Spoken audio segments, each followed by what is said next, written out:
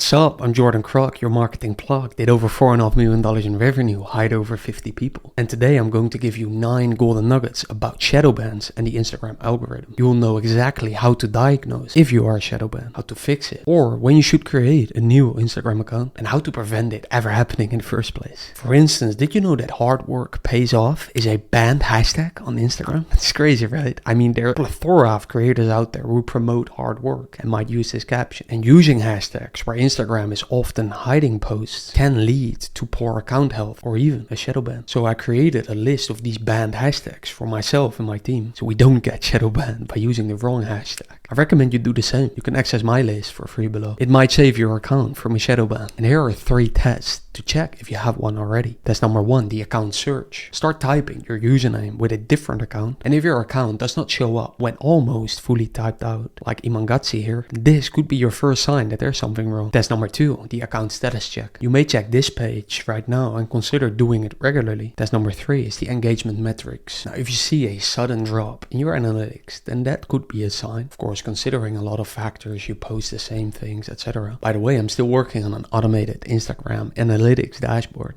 I will share it in our group chat when it's ready. Now let's talk about what not to do. Obviously, don't use bots. Instead, you can consider paid story promotions. Smart creators like Dan Code did this before they peaked. To get me off of the ground, I'm going to network with people and I'm going to implement some form of paid growth strategy. Like either on Twitter or Instagram, I like paid retweets and story shares because they are the most authentic to me. Number 5, before using any hashtag, search for it. And if you see a pop-up like this saying something like recent posts are hidden, abort your mission. Here's a pro tip. Ask your team to regularly check the hashtags you use and create a list of words that should be bleeped or censored by your editor in the video editing or in the captions. And you can find my list of 66 words below. Now let's talk about fixing a shadow ban. First, review your linked apps and then Google each one that shows up, plus Instagram API compliance. If it hasn't been updated in the last 3 months, consider unlinking it because outdated apps can trigger red flags. Second, taking a break from posting can help lift a shadow ban. Now during a break, still engage with other accounts. This shows Instagram that you're